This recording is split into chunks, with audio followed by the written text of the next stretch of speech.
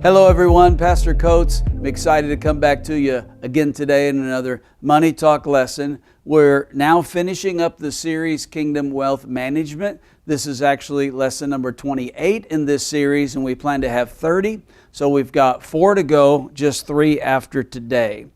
We finished up recently the 12 things that the Bible says about wealth or money. So these final lessons are going to be about motives for accumulating wealth. For the next 3 weeks, I'm going to give you some wrong motives, and then the last week, we're going to give you the one correct motive for wanting to accumulate wealth. So these are wrong motives. Here's number 1. Many people seek wealth simply because they envy others.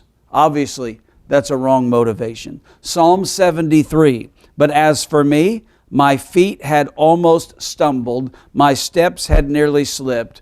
Verse 3, "For I was envious of the arrogant when I saw the prosperity of the wicked." Being jealous of the wicked, regardless of their level of wealth, is a wrong motivation. It's wrong for several reasons. First, we are not into comparison. The Bible says when we compare ourselves among ourselves, we are not wise. But also, God warns about the danger of covetousness. Luke chapter 12, "And he said, 'Take care, be on your guard against all covetousness, for one's life does not consist in the abundance of his possessions.'" So if you're caught up in your motivation is into comparison with other people, that's obviously a wrong motivation. Consequently, or conversely, this is what the Apostle Paul said, Philippians 4, "I rejoice in the Lord greatly that now at length you have renewed your concern for me. You were indeed concerned for me, but had no opportunity to show it.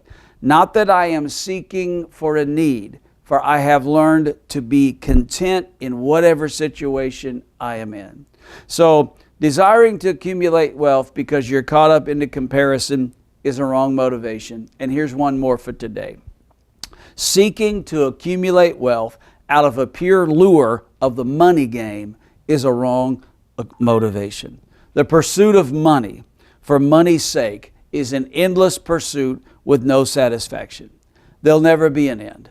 How do you know when enough is enough? You can't know. You will never have an opportunity to know the end. You will never be satisfied. If the only reason you're seeking more is because you've got caught up in the game of seeking more, then that's an endless pursuit with no satisfaction. Worldly wisdom, you've probably heard this, worldly wisdom says he who dies with the most money wins.